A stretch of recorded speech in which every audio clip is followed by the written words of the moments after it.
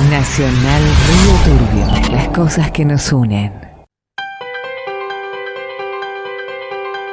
Radio Nacional Argentina presenta Radio de Bandera. Buenos días. En el Radio de Bandera de este domingo hablaremos de las últimas sentencias por crímenes que conmovieron a todo el país, como fueron los cometidos contra Fernando Báez Sosa y Lucio Dupuy. De movida hay que decir que este, más que un programa de certezas, es un espacio para reflexionar, para pensarnos y vernos como sociedad, para interpelarnos. En esta hora, desde Ushuaia a La Quiaca, analizaremos lo que nos sigue pasando, lo que nos atraviesa y transforma. En definitiva, más que respuestas, entre todos nos haremos muchas preguntas. Entre ellas, ¿qué nos pasa como sociedad para que primero estos aberrantes crímenes se cometan, pero también cómo los mismos nos impactan, cómo se manejan y potencian desde los medios y cómo también las redes sociales hacen su aporte y en reglas generales logran que todo se distorsione un poco mucho?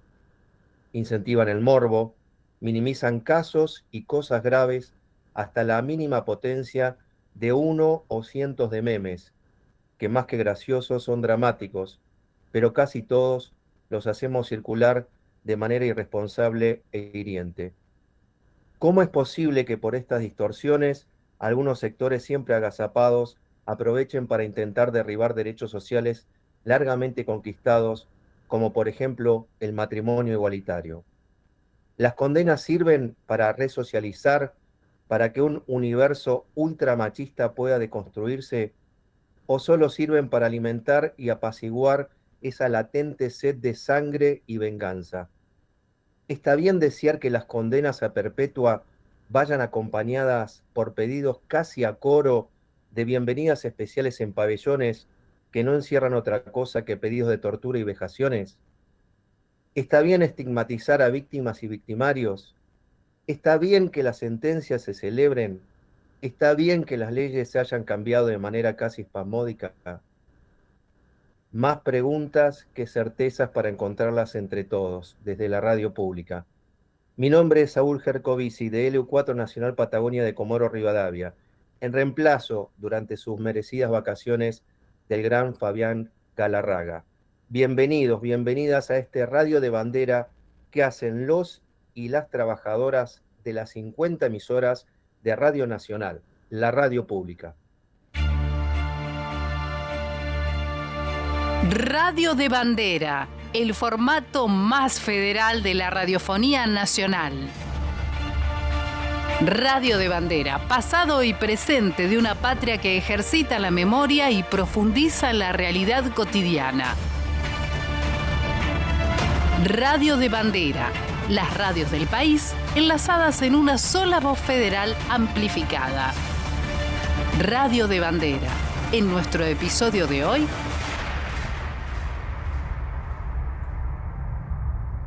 sentencias.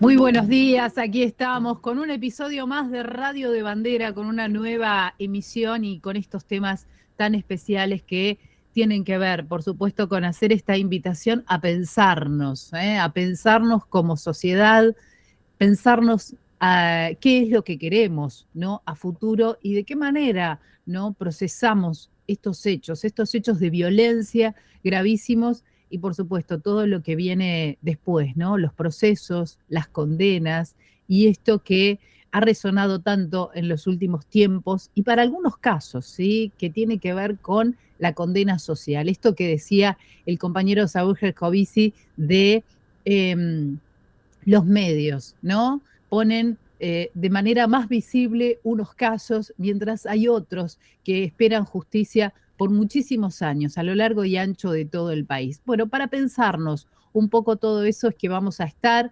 por diferentes puntos del país, con testimonios, con reflexiones, con elementos que sumen a este análisis de estos dos casos puntualmente que son los que nos ha tocado digamos, trabajar y debatir en estos últimos tiempos, que es el caso de Lucio Dupuy y de Fernando Báez Sosa. Mi nombre es Andrea Miranda, desde Comodoro Rivadavia, en la provincia del Chubut, en representación de LRA 11.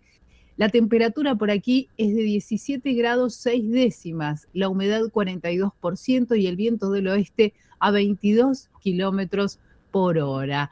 Así vamos a comenzar. Saúl, ¿qué te parece con este Radio de Bandera? Excelente, Andrea. Así que vamos a ir avanzando en este camino de todos los domingos y con este programa, ¿no? Que, como venimos diciendo, nos va a servir para reflexionar entre todos. Y tenemos la posibilidad de empezar con una entrevista importante. Así que vamos a saludar a Carlos Garmendia, delegado en Tucumán de la Secretaría de Derechos Humanos de la Nación, a quien le decimos buen día. Abogado Garmendia, ¿cómo anda usted? Aquí de Radio de Bandera para todo el país lo saludamos. ¿Qué tal? Buen día, ¿cómo están? Bien, bueno, dispuesto a empezar a hacernos preguntas y por eso le pedimos que nos vaya, no sé si dando algunas respuestas, pero para reflexionar entre todos. Tomamos como ejemplo de ver por dónde vamos estas sentencias que han conmovido, que condicionan tanto. ¿Cómo ha visto este desarrollo, no solamente mediático, sino condenatorio, y no solamente a lo que respecta a la justicia de estos dos casos? Bueno, a los dos casos los he seguido a través de la prensa.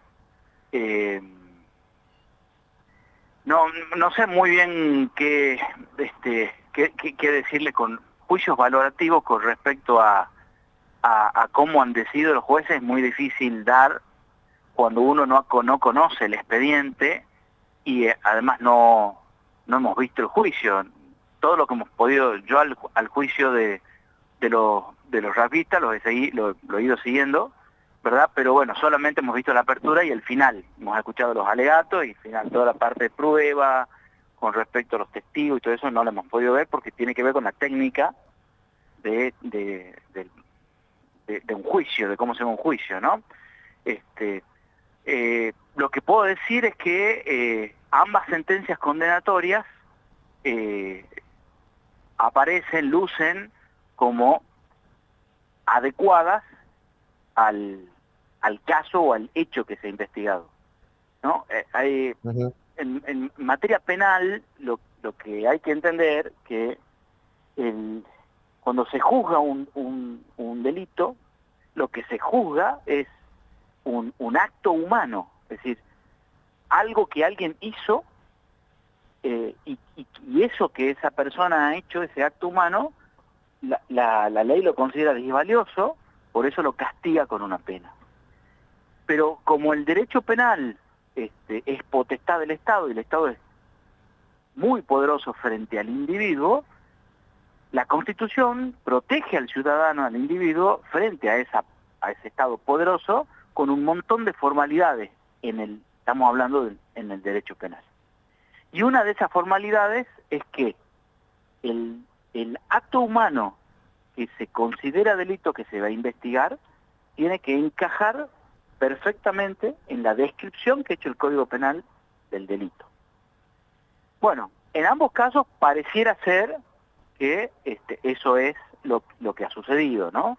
En el caso de los rugbyistas, se puede discutir si, digamos, la discusión básica ahí tenía que ver con que si la muerte de Fernando había sido premeditada, por un lado, y además de eso, si premeditada significa planeada con anticipación, pensada con anticipación, y además había sido con alevosía.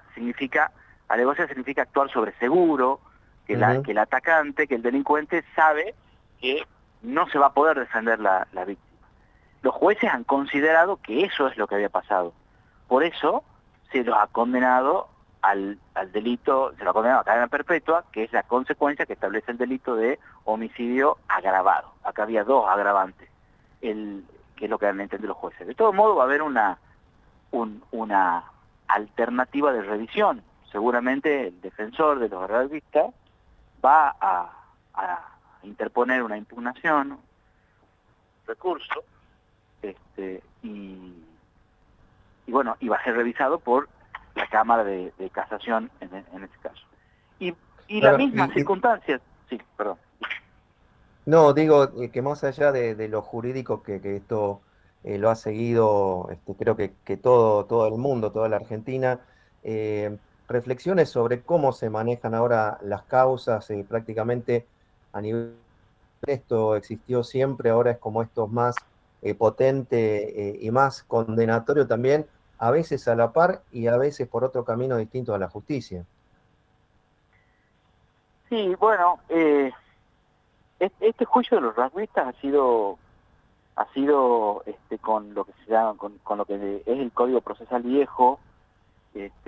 Casi todas las provincias ya hay, también en Foro Federal están implementándose unos nuevos códigos procesales que le dan muchísima más velocidad al proceso, ¿no? Este caso, el juicio de los rugbyistas se ha demorado bastante, 2 años, que en cómo venimos pareciera ser no tan lento, pero verdaderamente es mucho tiempo para que un caso que conmueve tanto a la sociedad pueda llegar a ser juzgado. Y ahí la prensa tiene un rol complejo, si se quiere. A veces la prensa colabora mucho y a veces la prensa condiciona mucho también. A mí se me viene a la cabeza el juicio de Marita, que es donde yo he sido parte, Marita Verón, en donde hubo mucho acompañamiento de la prensa y a pesar de eso, la primera sentencia fue absolutoria, no sé si ustedes se acuerdan, que inclusive cuando estos jueces decidieron absolverlos a todos los secuestradores de Marita, hubo una conmoción nacional muy, muy importante.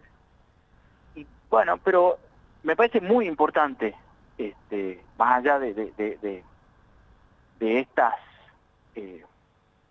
formas de actuación de la prensa, me parece muy importante y fundamental para la democracia, que la sociedad esté informada y sepa de la actividad del Poder Judicial y de cómo se desarrollan los juicios, ¿no?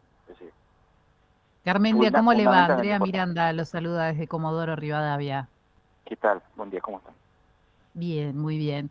Bueno, la consulta tenía que ver justamente con esto, ¿no? Con el rol de los medios que usted hacía mención y esto da la sensación de que cada vez más, digamos, la influencia de los medios es mayor en estos procesos. Sí. Recién mencionaba el caso de Marita Verón y también porque, si hay, ¿no? Alguna explicación, alguna idea, algún elemento para analizar de por qué algunos casos son tomados por los medios con más fuerza y tienen más visibilidad y otros no, digamos, la gran mayoría Claro. no.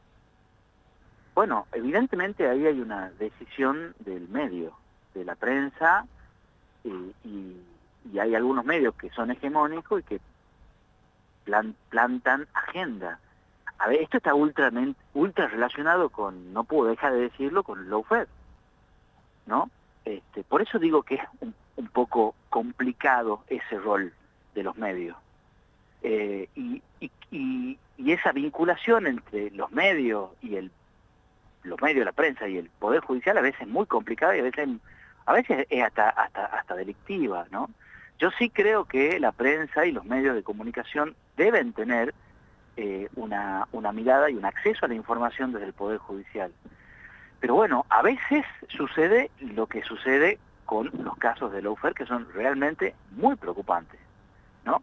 ¿Cuántos casos hemos visto en estos últimos años en donde la prensa, y especialmente la prensa hegemónica, condenaba a algunos funcionarios o exfuncionarios y después había juicios absolutorios y eso no trascendía? O bien cuando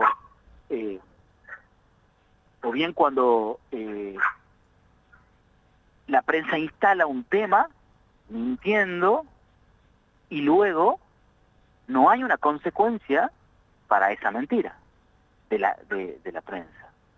Digamos, es un terreno muy complejo, muy complicado, y que verdaderamente debería los medios de prensa deberían tomarlo con la responsabilidad y la seriedad que estas cosas merecen. Pero bueno, tenemos los poderes políticos metidos ahí en el medio también, los poderes políticos no, los poderes económicos metidos en el medio también. En este caso a mí me ha llamado la atención cómo había toda una cuestión mediática muy posicionada, ¿no? En el caso de los rugbyistas desde un lugar, y yo, habiendo escuchado los alegatos de todas partes, yo creo que el alegato que ha hecho el abogado defensor ha sido un alegato muy bueno desde el punto de vista técnico, y seguramente los jueces van a tener que trabajar mucho en poder explicar por qué han decidido otra cosa distinta a la que ha propuesto el abogado defensor, porque desde el punto de vista técnico estaba bien planteado. Y he visto, por ejemplo, cómo la prensa lo ha castigado al abogado defensor por haber hecho un trabajo técnico, ¿no? Es bien complejo el tema. Acá en Tucumán ha habido otro caso, donde yo también he sido parte, he sido querellante, de un niño de 12 años que fue ejecutado con un tiro en la nuca por un policía. Y toda una cuestión mediática muy, en principio, en favor de este policía, que luego después nos enteramos que había consumido droga, ¿no? Bueno, por suerte, cuando ha sido el juicio hemos logrado una condena. Eran 2 policías y el asesino con cocaína y marihuana, el resto de cocaína y marihuana en su sangre el día del asesinato. Y bueno, y una posición mediática en un primer momento muy en favor de estos policías, y luego, cuando el juicio avanza, la prensa un poco girando ya, bueno, pero porque ha quedado expuesto en el debate, Claro. lo atroz de lo que había hecho el personal. Garmendia, nosotros le agradecemos muchísimo su participación en este Radio de Bandera y será hasta cualquier momento. No, muchas gracias a ustedes y un abrazo grande para todos y todas. Que tenga un buen día. Estábamos en conversación con Carlos Garmendia, director de la Protección de Derechos Humanos de la provincia de Tucumán, y de aquí nos vamos a ir al otro extremo de la provincia de Chubut, a Esquel, a Nacional Esquel, donde está nuestra compañera María Lloyd. ¿Cómo estás? Hola, buen día. ¿Cómo les va a ustedes? Gracias por este espacio para reflexionar sobre un caso tan triste, en realidad sobre las consecuencias de ese caso. ¿Cómo andás vos, Andrea? Muy bien, aquí estamos, con una jornada más que agradable por Comodoro. Bueno, la verdad que acá también tenemos un día nubladito, ha bajado un poco la temperatura en la ciudad, esto va a alivianar también los trabajos que se están haciendo en los incendios, así que es la verdad, un día lindo y un día bienvenido. Bueno, voy a pasar a la información ahora, tiene que ver, con uno de los debates que generó lo que comentábamos recién, el caso Báez Sosa, que es el de pensar la cárcel como castigo. Dialogamos con Claudia Cesaroni, ella es abogada, escribió libros sobre por qué está en contra de sobre el punitivismo, ¿no? Y reflexiona sobre la importancia de separar la responsabilidad penal del reclamo de encierro por vida. Ella pone una alarma ante las manifestaciones de festejo por las condenas y reclamos de otros castigos dentro de la cárcel, y destaca que hay muchos casos de violencia interpersonal entre adolescentes, los cuales también, lamentablemente, han terminado en muerte. Ante ello, dice Cesaroni, cabe preguntarse qué hace que se construyan determinadas imágenes sociales sobre las víctimas y victimarios, y nos explica también por qué está en contra de la prisión perpetua. ¿Y por qué me opino?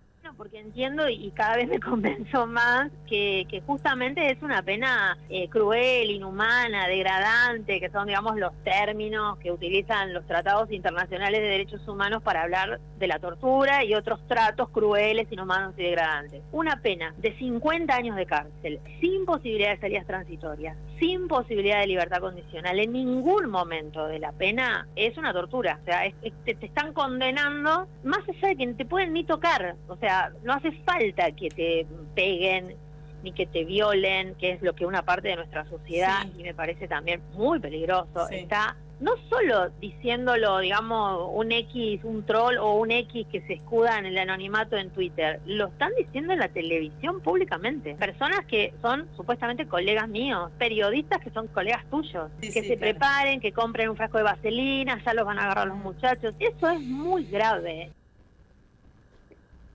Escuchamos entonces a Claudia Cesaroni, abogada, quien cuestiona la construcción de los medios de comunicación y asegura, como escuchábamos recién, que 50 años de cárcel sin poder salir es una tortura.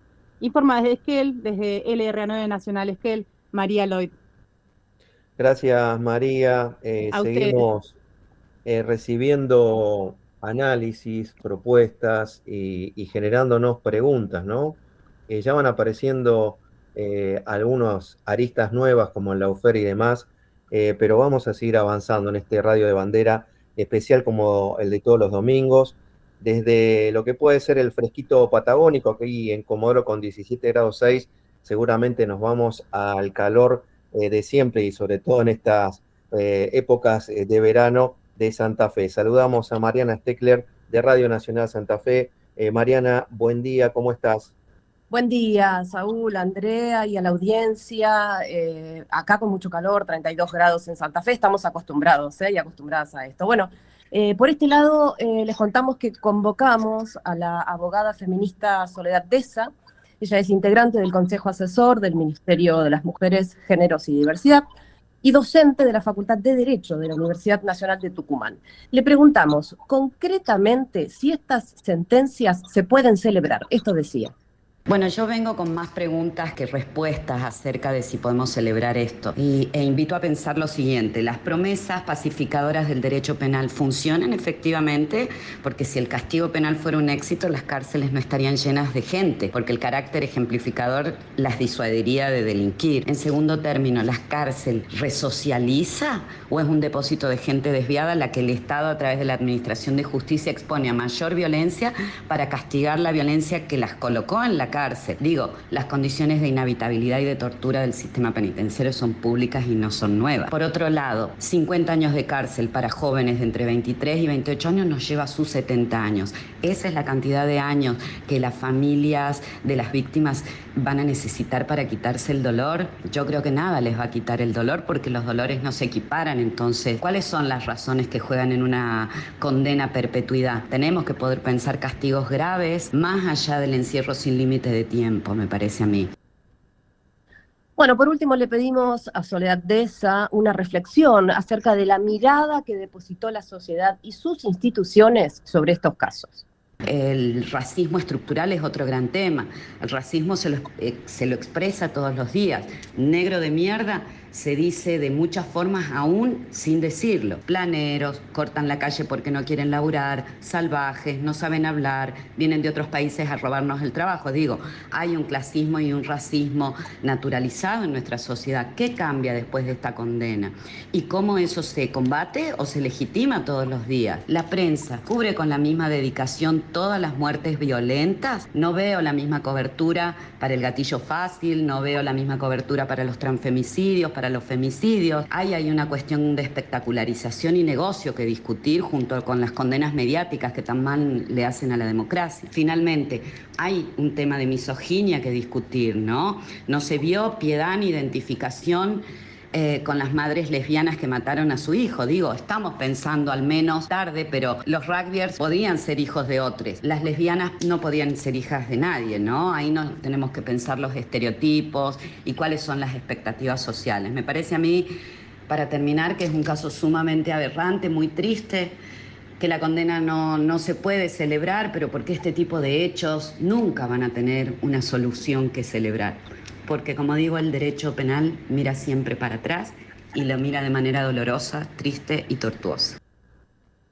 Saúl decía al principio de este Radio de Bandera que veníamos con más preguntas que respuestas, ¿no? Me parece que es una constante y es una coincidencia entre las personas que estuvimos consultando que saben de esto, que también hay que seguir preguntándose, ¿no? Pensaba, Soledad Deza decía, pensar en castigos graves más allá del encierro sin límite de tiempo. O bien, esta sí es una certeza quizás de que estos hechos no tienen una solución que celebrar, ¿no? Por supuesto, Mariana, muchas preguntas, ¿no? Primero sobre esto, ¿no? ¿Cuál sería esa condena para delito grave que sea ejemplificadora y que realmente sirva, ¿no? Esto que se venía escuchando en los otros testimonios también, de que el sistema carcelario, digamos, no recupera a nadie, ¿no? Al contrario, hay un grado muy grande de violencia donde, digamos, aquel condenado está durante muchos años, ¿no? En este caso son penas muy, muy largas. Y pensar nuevamente qué pasa con nuestro sistema carcelario, ¿no? Si es la mejor manera o al menos si está funcionando, ¿no? Como debieran o como, digamos, debieran ser los objetivos de las cárceles en la Argentina. Claro, porque no muchas disuade, preguntas. ¿no? No disuade. Parece que con la violencia queremos evitar la violencia. Y los datos están a la vista, ¿no? Como decían, si las condenas por femicidios, por ejemplo, ¿no? Fueran algo que pusiera un freno a esos casos en nuestro país, y lo vemos en números que no es así. Mariana, muchísimas gracias. Será hasta cualquier momento. Te mandamos un abrazo enorme. Un gran abrazo, hasta la próxima. Acá me quedo. Bueno, y ahora nos vamos a escuchar a Perotá Chingó y Ernesto Snager con su álbum Raíces y este tema que se llama El tiempo está después.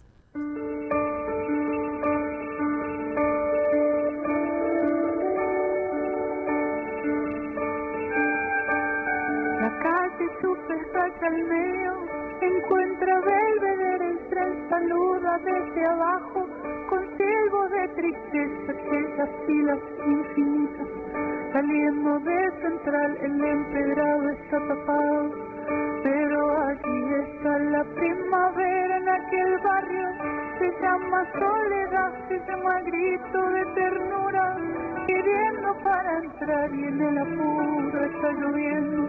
Ya no te apretarán lágrimas en tu bolsillo, cambiaste de sacón, un día nos encontraremos en otro carnaval, tendremos suerte si aprendemos que no hay ningún rincón, que no hay ningún atracadero que pueda disolver en su escondite lo que fuimos, el tiempo está después.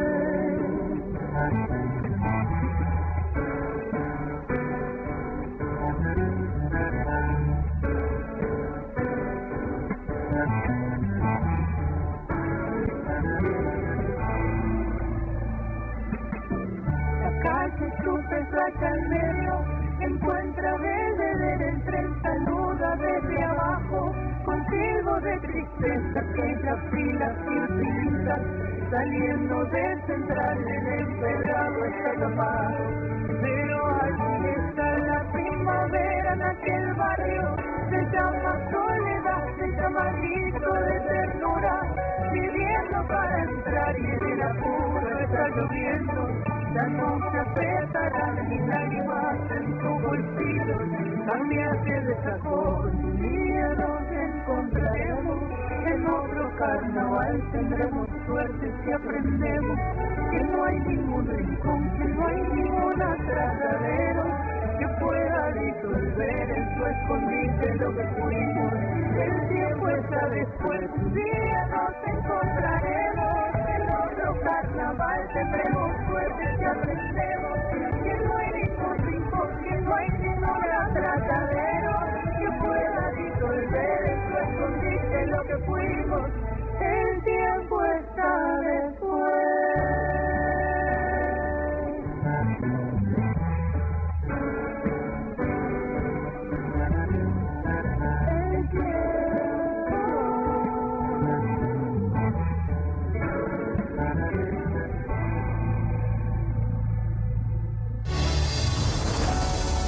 Radio de Bandera. Todas las emisoras del país unidas. Por Nacional, la radio pública. Son las 10:33, venimos de escuchar, disfrutar, en el medio de tantas preguntas, tanto estómago que se revuelve con estas preguntas que tenemos que hacernos como sociedad a el gran tema de Fernando Cabrera por Perota Chingó, El tiempo está después. Nos vamos ahora a Radio Nacional Viedma, allí saludamos al periodista Adrián Moreno. Buen día, Adrián, ¿cómo estás? Hola, Saúl, qué gusto estar hablando con vos. Hola, Andrea, y un saludo para todo el equipo. Muy bien, quisiera detenerme unos segundos en dos palabras que mencionaste, Saúl. La primera es preguntas, y en realidad se ha mencionado en toda la mesa hasta el momento, y la otra, interpelación. Y me quedo con la segunda para interpelarnos a nosotros, en realidad a los periodistas, en función de nuestro vínculo con la sociedad y la justicia. Quizás decir que la justicia se dirime en los medios es una generalidad, pero sabemos que mucho de ello está sucediendo ahora, y para eso me parece que tenemos que buscar respuestas entre nosotros. Pero antes quería compartir con todos un audio de Ramón Dupuy, el abuelo de Lucio, y después hacer algunas consideraciones. Dale. Ninguna condena me va a devolver a Lucio, ningún fallo, pero bueno, nosotros pensamos, ya Lucio no está, ¿no? No es que lo dejamos ir, ni es que no nos importa Lucio, pero sí nos importan todos los chicos que quedan vulnerados en sus derechos.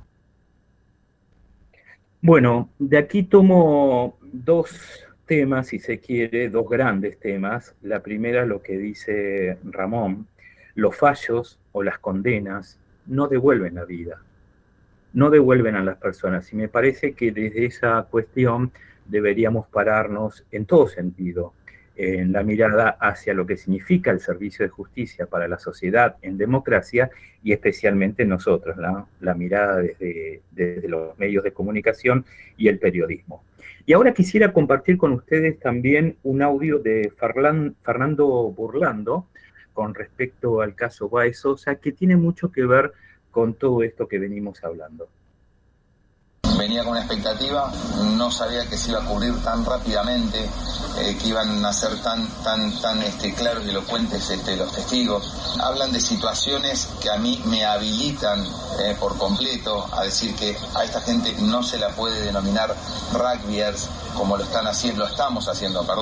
Mencionar o decir que esta gente es rugbyers es una falta de respeto al rugby, a ese deporte, a todos los que practican, a los que colaboran con algo tan noble como ese deporte. Si hubiesen estado ayer en las audiencias, se hubiesen dado cuenta de por qué les digo lo que les digo, y se los puedo afirmar, pero de una manera categórica. Bueno, miradas que me parece deben ser puestas en la mesa para que podamos hacer un análisis sobre lo que nos toca vivir en este tiempo respecto del sistema de justicia.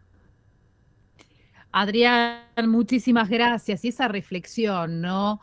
Esto de que ha quedado la violencia tan ligada al deporte, como si no viéramos también a diario cómo la violencia atraviesa otros deportes, no solamente el rugby.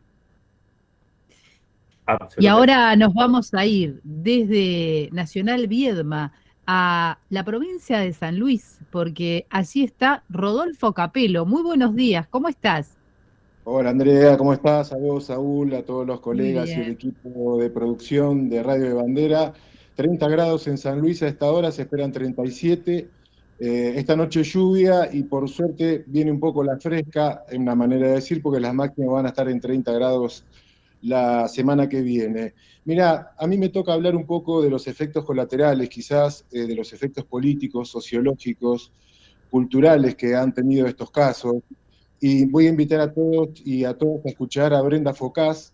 Es licenciada en Comunicación Social, tiene un magíster en Cultura y Comunicación y es doctora en Ciencias Sociales, investigadora del CONICET, haciendo una reflexión de cómo cierto sector de lo que se puede considerar el pensamiento de derecha en la Argentina, de alguna manera se apropió de lo que fue el pedido de justicia del caso Lucio Dupuy. Así que escuchamos a la investigadora Brenda Focás y después desarrollamos. Bueno, en relación con el caso Lucio también surgieron algunas narrativas, discursos de derecha, ¿no? Aprovechando estos intersticios que a veces se abren, criticando a los feminismos, criticando derechos ganados, ¿no? Como el matrimonio igualitario, diciendo incluso que los medios cubrían poco el caso porque no querían ir contra el feminismo, contra la ola verde. Y lo cierto es que si uno conoce, ¿no?, las rutinas periodísticas y cómo se fueron desarrollando ambos casos, lo cierto es que el caso Baez Sosa midió muchísimo, ¿no? Las métricas estallaban, cualquier noticia vinculada con el caso medía en las redacciones muchísimo, en detrimento del caso de Lucio, no porque interese menos, sino, creo yo, por esto que decíamos antes, que es un caso que interpeló menos a la sociedad. Así que creo que nuevamente son esos espacios, ¿no?, que quedan donde las derechas aprovechan para aparecer nuevamente en escena. Ahí están las derechas aprovechando. Podríamos hablar de oportunismo y paradoja. Quiero hablar de la ley 26150. Tiene 17 años en la Argentina. Es el Programa Nacional de Educación Sexual Integral, conocida como ESI. Es una ley que propugna que en las escuelas los niños, niñas y adolescentes se transformen en sujetos de derechos, adquieran herramientas, se desarrollen en armonía, pero sobre todo, ¿saben qué? Espacios para que puedan decir las cosas que le pasan en la casa. Porque ningún niño levanta la mano y dice que en la casa es violado, maltratado y vive situaciones de violencia. Digo esto porque ¿cuál es la paradoja y la contradicción? Los grupos y las ONG vinculadas a la iglesia que manifestaban y culpaban al feminismo del asesinato de Lucio, esos grupos son los que se opusieron sistemáticamente hace 17 años a que hoy en la Argentina existan las ESI, la educación sexual integral. No vamos a decir que si la ESI existiera en la Argentina y en las escuelas se hubiera evitado la muerte de Lucio, pero es muy seguro que la escuela hubiera podido detectar si estos espacios estaban implementados y desarrollados con docentes capacitados. Seguramente se hubiera podido detectar esto que Lucio vivió previo a su muerte. Quiero decir algo, la ley Lucio, que está promulgada por el PRO, habla de capacitar a los docentes. Esto hace 17 años que es ley en la Argentina, digo, hablando de oportunismo político que hoy vivimos en la Argentina, compañeros. Sí, seguramente también por ahí va para que aparezcan todas estas aristas que nos hemos como preguntas que creo que a lo largo de lo que va del programa, ya son las 10:41, vamos teniendo al menos algunas ideas de respuestas. Gracias, Rodolfo Capello, desde Radio Nacional San Luis, hablando de este tema y de San Luis. También apareció allí una noticia falsa que en el medio de estos intersticios, decía Brenda Focás, estos sectores agazapados quisieron aprovechar y potenciaron una posibilidad de que Abigail Páez, una de las culpables del asesinato de Lucio, reciba un tratamiento de terapia de hormonas masculinizante por parte de San Luis, algo que se ha desmentido directamente aquí por el gobierno provincial de San Luis. No está mal, todo lo contrario, porque también lo dice la ley, que el Estado, como corresponde, se haga cargo de algunos tratamientos como puede ser este. El tema es que se mienta para seguir fogoneando y avanzando sobre derechos que ya están con... Ahora a Bariloche, allí saludamos a Martina Cianis de Radio Nacional Bariloche. Buenos días, Martina, ¿cómo estás? Buenos días a la audiencia, buenos días a estos equipos de comunicación que están haciendo esta radio de bandera. Y desde Bariloche estamos con un clima fresco de 16 grados, 3, y también con un poco de viento y se esperan tormentas, un poco de lluvia, lo que va a venir bien después de tanta sequía. Y escuchando tanto a los compañeros, a los entrevistados y los audios que estuvieron compartiendo, yo traigo para sumar una reflexión que aparece muchas veces cuando se habla de estos crímenes cometidos por grupos de varones. Muchas veces se trata de violaciones, en este caso, en el caso de Baez Sosa, la víctima fue un joven, pero se entiende que también esto puede tener que ver con la violencia machista y con la construcción de las masculinidades por medio de violencias de esta cultura del aguante. Y por eso traigo a Sebastián Fonseca, que es sociólogo, docente y escritor, es autor de un libro que se llama La ilusión masculina y también tiene un podcast que se llama Masculinidades Igualitarias, y esto nos contaba Sebastián Fonseca. La violencia es un problema público, no privado. En el abordaje suele predominar la lógica del caso. Esto es, se presenta como individual un padecimiento que tiene sus raíces en la estructura social. En nuestra sociedad, que es patriarcal, los mandatos predominantes están vinculados a una ideología machista y tienen gran influencia en el funcionamiento institucional. Es decir, las violencias institucionales e interpersonales parten de una matriz que guarda complicidad corporativa e inclina la balanza hacia la configuración varón, blanco, heterosexual, cisgénero, urbano, propietario, instruido, sin discapacidad. Es en este sentido que la violencia es una relación social propia de nuestro modelo cultural y por lo tanto es un problema público, es decir, impersonal, que será atendible a través de políticas públicas. Si en general a los varones se nos educa, se nos cría para competir con otros varones, para demostrar aguante, fuerza, hacernos respetar, defender el honor, etc., no es de extrañar que después esta enseñanza tenga consecuencias, ¿no? Por ejemplo, la violencia. Y en este sentido me parecía interesante reflexionar sobre la violencia estructural, ¿no? Que atraviesa todos los vínculos sociales, más allá de la violencia ejercida por hombres hacia mujeres. Y me parece que es algo que podemos trabajar desde todos los ámbitos institucionales, como la escuela, como bien mencionaba. También me parece que como sociedad podríamos reflexionar sobre las redes sociales, sobre los discursos de odio que con los algoritmos que muchas veces no llegamos a comprender del todo, nos traen estas informaciones que fomentan el odio, que fomentan la depresión, que fomentan que jóvenes, niños, niñas se ceben, digamos, mediante estos discursos que nos invaden permanentemente, y ante esto creo que todos tenemos que involucrarnos como sociedad y reflexionar y también crear dispositivos que prevengan este tipo de violencias más que el punitivismo y la venganza. Es así, Martina. ¿Cuántos puntos para reflexionar que van quedando en esta mañana? Te agradecemos mucho. Gracias a todos y a todas. Un abrazo grande. Ahí estaba Martina Cianis de Radio Nacional Bariloche, y ahora nos tenemos que ir a presentar a alguien que, bueno, ha crecido dentro de este deporte que estamos hablando, ha crecido dentro del rugby, jugador y luego también secretario y actualmente árbitro oficial de la Unión de Rugby de los Lagos. Y lo vamos a saludar en esta mañana a Martín Trevino. Muy buenos días, Andrea Miranda, Saúl Gescovici y todo el equipo de Radio de Bandera los saluda. Hola Andrea, hola Saúl, ¿cómo andan? Un gusto hablar con ustedes. Bueno, muchas gracias. Y bueno, un poco para pensar algunas cuestiones y preguntarle, ¿no? Que usted viene del ámbito del rugby, del mundo del rugby, la relación con la violencia, ¿no? ¿Está ligada al deporte? ¿No está ligada al deporte? ¿Cuántas cosas que se han dicho en este último tiempo?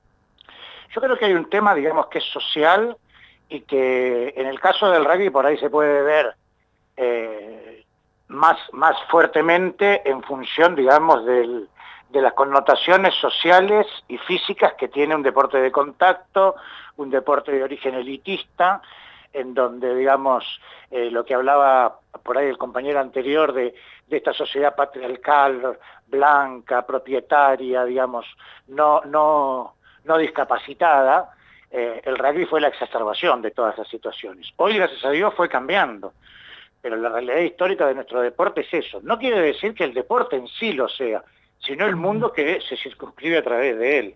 En todos los deportes, los famosos bautismos cuando pasás a primera o cuando subís de categoría son habituales. En el fútbol es habitual que te corten el pelo de manera desprolija y tengas que mantenerte así como una situación de iniciación a la adultez deportiva. Esto en el rugby también existió siempre y en algunas formas muy violentamente. con mordidas en el traste, en el cachete del culo, perdóname la palabra, con marcas que te quedan de por vida. Esto está reconocido hasta por Agustín Pichot, que es una figura no solo nacional, sino a nivel internacional. Y las manteadas en donde se hacía un pasillo y te golpeaban y te pateaban como un recibimiento, y si no ibas a ingresar hasta voluntariamente, supuestamente, a ese pasillo, eras un maricón, digamos. Entonces, cuando vos empezás a naturalizar, a normalizar la violencia en este tipo de situaciones, después es muy normal que te vayas a cagar a trompadas todos los fines de semana, cada vez que hay una fiesta, y encima, digamos, los rugbyers tenemos un valor de lealtad y de equipo que es muy fuerte y que termina siendo usado negativamente, porque terminás siendo no un equipo, no una construcción colectiva positiva, sino una banda que termina, digamos, asesinando. Entonces, no podemos decir que el rugby crea asesinos. Estos pibes son unos asesinos que jugaron al rugby, o que jugaban al rugby. Pero la violencia en el deporte, sobre todo en estos ritos iniciáticos, en donde hay que cortarle el pelo, hay que violentarlo al otro, hay que agredirlo para decirle, yo la tengo más larga y yo mando acá, y yo soy el que te doy la bienvenida a esta vida adulta del deporte, es una realidad que si la negamos somos unos imbéciles, somos unos hipócritas. Esto de también a ver si te la bancás, ¿no? Para poder pertenecer a este lugar. Esto es lo importante, que los que hemos sido formadores o somos formadores y tenemos capacidad pedagógica y didáctica para estar en los deportes, en las secciones juveniles e infantiles, empecemos a transformar. Esta violencia es social, eso no lo niega nadie. Ahora, en el caso, no sé, de otros deportes, por ahí no se nota tanto, porque también hay una cuestión de carga de racismo. El deporte, mucho que se vio en esto, e inclusive en los alegatos en el juicio de Fernando. A este negro de mierda me lo llevo. O sea, hay toda una carga también racista, y después está llamaríamos el contrarracismo. Yo no soy sociólogo ni nada de esas cosas, pero está a estos chetos de mierda también me lo llevo, digamos, cuando es del otro lado. Entonces, este tipo de violencias sociales existen, no es que no existan, no es que están. Ahora, si después los medios venden más diarios por decir que no son 8 asesinos, sino que son 8 rugbyers, por toda la carga social que eso implica y por la exacerbación amarillista que pueda llegar a tener ese título, bueno, es otro tema, eso a mí no me importa. Yo lo que digo es, dentro del deporte hay una violencia que está institucionalizada, que está normalizada, que tiene connatos de esta formación social masculina, patriarcal, blanca, heterónoma, digamos que hace a un proyecto social que tenemos que transformar en la Argentina y en el mundo en general, digamos, ¿no? Esto en el deporte somos parte integrante indiscutiblemente. Seguramente estamos hablando con Martín Trevino, formador de rugby, que ha quedado como en el centro de la escena judicial, y por eso también es esto importante lo que estamos haciendo de repensar todo, ¿no? ¿Ha visto usted, Trevino, que desde que se ha desarrollado este juicio y la condena, un intento de cambiar en lo que podría ser esta parte ultra machista del rugby, o todo sigue igual? No, se está cambiando, y se está cambiando notablemente. La Unión Argentina de Rugby tiene un programa que se llama Rugby 2030. Esto es un tema que nos preocupa a nivel institucional. Yo puedo darte, digamos, datos reales a nivel local y regional, pero, digamos, se está trabajando en todo el país. A todos nos preocupa. Nos preocupa desde diferentes miradas, o sea, hay muchos compañeros míos de rugby que no comparten esta visión que tengo yo y que solamente ven como una situación de que se está exagerando o hay una animosidad puntual contra el rugby en general, digamos, ¿no? Yo no creo que sea así, por eso pienso lo que digo, pero sí, está habiendo transformaciones. Todo este tema de los bautismos prácticamente está empezando a desaparecer. Pero hay gente que lo normalizó de tal manera que a los 60 años que tengo yo, todavía lo mantiene esa mordida en el traste como si fuera una marca de guerra maravillosa. O sea, hemos normalizado de tal manera ese tipo de violencias que hemos vivido como adolescentes, porque, digamos, estas cosas creo que han ido desapareciendo, si bien todavía en algunos clubes se mantienen. Es muy fuerte. O sea, es un cambio social, mental, cultural.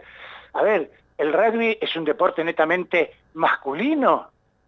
El rugby femenino no existe y el crecimiento del rugby femenino en la Argentina es maravilloso. Sin embargo, en el ranking, nosotros a nivel mundial, en el rugby femenino no existimos la Argentina. Entonces, ¿es un problema solamente de los rugbyers o es un problema social en donde las nenas bien tienen que jugar al hockey y los nenes bien tienen que jugar al rugby o al tenis o a otros deportes, digamos? Acá hay una cuestión de conformaciones sociales, de historias, hay unas cuestiones de clasismo, son todas estas cuestiones que tenemos que analizar a la hora de decir para qué hacemos deporte, para qué queremos que nuestros chicos hagan deportes y cómo construimos y deconstruimos una sociedad a través de los espacios recreativos y deportivos que le brindamos a nuestra juventud. Ahí usted dio una palabra clave que venimos insistiendo, la deconstrucción.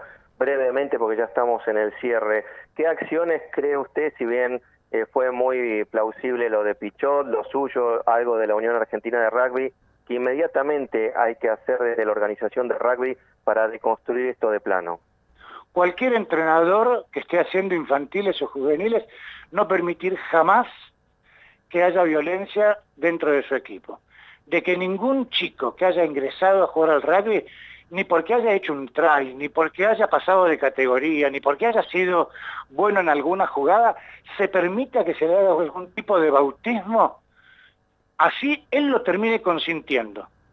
¿Está? Ni que se le corte el pelo, ni que se le haga un calzón chino, ni que se le haga una manteada, ni que se le muerda la cola, por supuesto. Nada. Ese tipo de cosas tienen que desaparecer. Esos ritos iniciáticos que existen en muchos deportes y que lamentablemente, no sé si fue gendarmería o en el ejército también hubo 3 muertos en Entre Ríos o en Corrientes, por allá.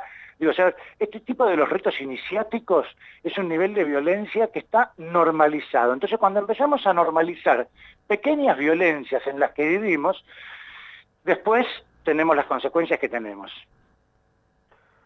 Martín, muchísimas gracias por este contacto con Radio de Bandera. La verdad que muchos puntos para reflexionar, elementos muy, pero muy interesantes, y no solamente el mundo del deporte, ¿no? Sino también, bueno, estas denominadas instituciones totales siempre han tenido sus ritos de iniciación. Le mandamos un abrazo grande. Un abrazo para ustedes, gracias por llamarme. Ahí estábamos charlando con Martín Trevino, bueno, formador, jugador, secretario, actualmente árbitro oficial de la Unión de Rugby de los Lagos. Bien, en el cierre nos están llegando muchos mensajes y sobre todo esto del rugby de provincias donde el rugby femenino tiene que reconocerse, institucionalizarse como con lo más básico, ¿no? Básico, como que las mujeres que practican este deporte tengan baños como corresponden y separados o para ellas. ¿Quiénes somos en Radio de Bandera a esta hora que hemos planteado este domingo para repensarnos como sociedad entre todos? Andrea Miranda y Saúl Gercovici en la conducción, columnistas María Lloyd de Radio Nacional Esquel, Mariana Steckler de Radio Nacional Santa Fe, Adrián Moreno, Radio Nacional Viedma, Rodolfo Capello, Radio Nacional San Luis, Martina Cianis de Radio Nacional Bariloche, en operación y edición David Albarracín de Nacional Río Turbio, Gustavo Rojas, edición también Nacional Río Turbio, Lucas Zambuesa de Nacional Río Mayo. La producción de este y de todos los radios de Bandera, Gabriela Mambretti y Sebastián Servín de Radio Nacional Río Mayo. Coordinación de piso, Facundo Garat de Radio Nacional Turbio y Miguel Santucho, también de Nacional Río Turbio.